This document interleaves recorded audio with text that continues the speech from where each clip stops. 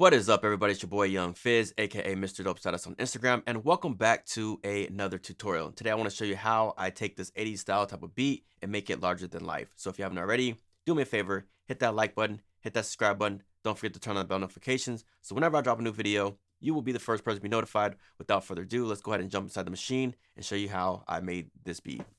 Alright, so first things first, let's go ahead and just play the beat so you can get a feel of what it's sounding like so far.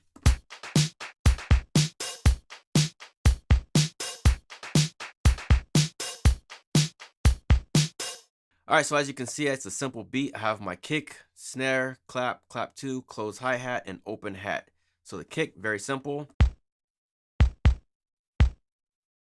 Snare. Clap.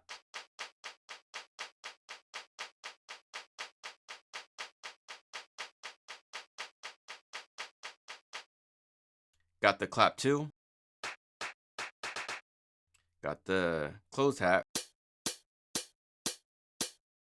Alright, so this is where the good part comes into play, because whenever you're trying to make or create a style of music, you have to use certain sounds, and I think sound selection is very important. You may have noticed that I use sounds that kind of resemble the 80s.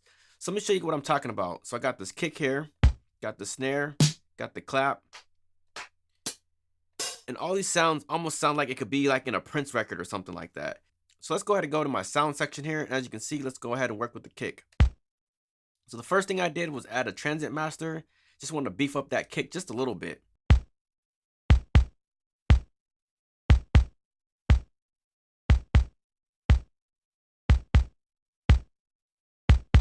Then I added a snare.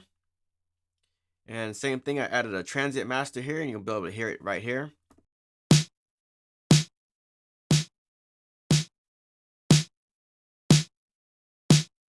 To get that classic 80s sound, I went ahead and went with a reverb here. And then I added a gate directly behind the reverb.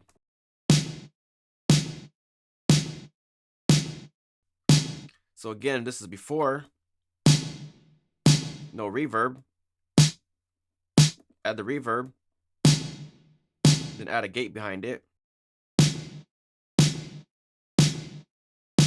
So now you have the kick and the snare.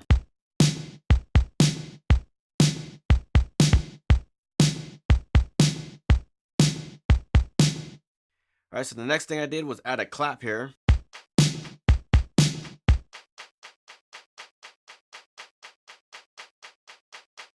And if you're listening on headphones or some type of good monitoring system, you'll be able to hear how it kind of pans from the left to the right. And I kind of explained this in another tutorial, but today I just want to kind of show you how I did that here. If you go to the LFO here, and then if you go to pan, I have the pan set to 100%. So if I click it to the middle, notice how it's directly up the middle.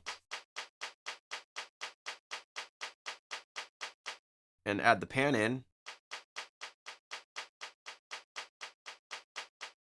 then I have my speed selected 1/1. Alright, so now add a clap 2. Another thing I also did was add this phaser here, and this is a stock phaser right inside of Machine, and that's just kind of just adding some just a little bit of wishy-washiness to it.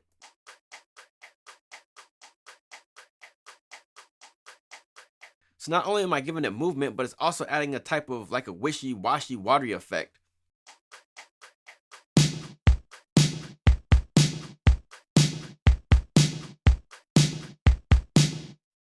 Now I added another clap, just has another rhythm to it.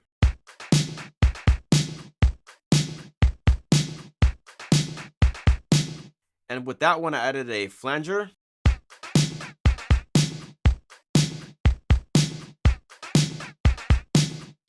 And finally added a close hat.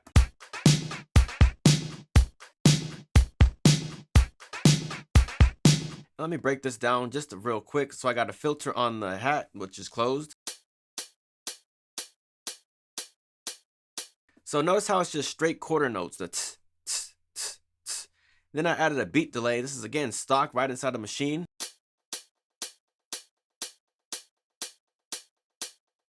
And if you listen real closely, I have the mix down to 0.5%, but it's like t, t, t, t, t, t, t.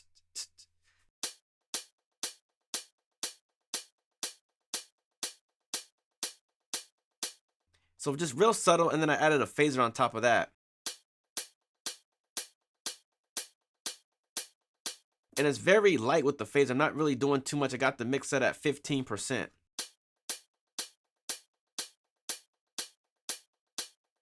And then last but not least, I added a open hat, and then I added a flange on top of that. So this is what it sounds like with the open hat here. And then with the flanger, it sounds like this here. So put it all together, this is what you have here.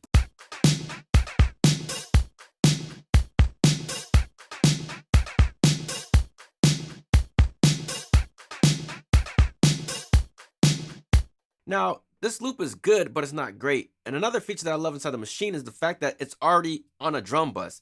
So if I go to my group here, this is my drum group. So I added a reverb just to add some more space to it. So right now, it just kind of sounds like programmed. Now I'm adding a room to it. So now you add some reverb, it's on the group bus, and this is what you have here.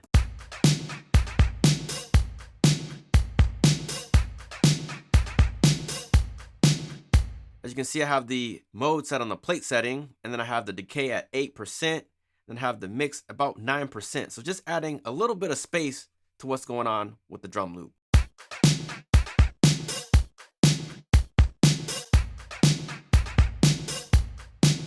And then I also like to EQ my reverbs as well. So I added an EQ directly after the reverb.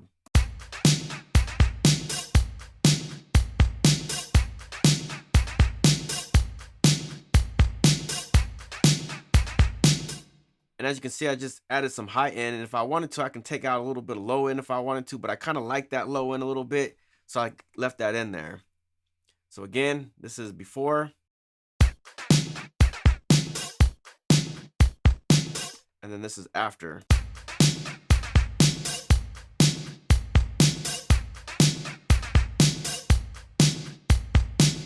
Now, we want to go ahead and round everything off, so let's go to the master section here.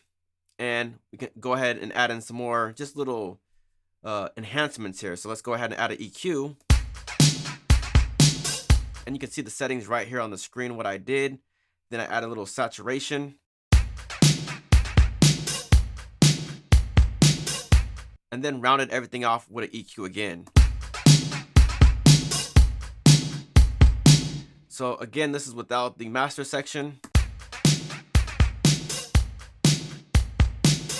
With it.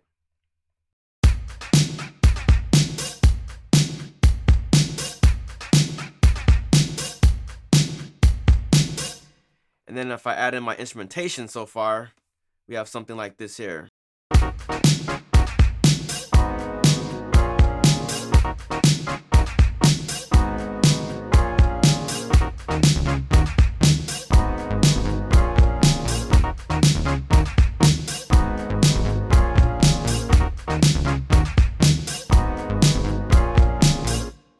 So hope you enjoyed this tutorial. If you did, hit that like button, subscribe, and we will see you on the next video.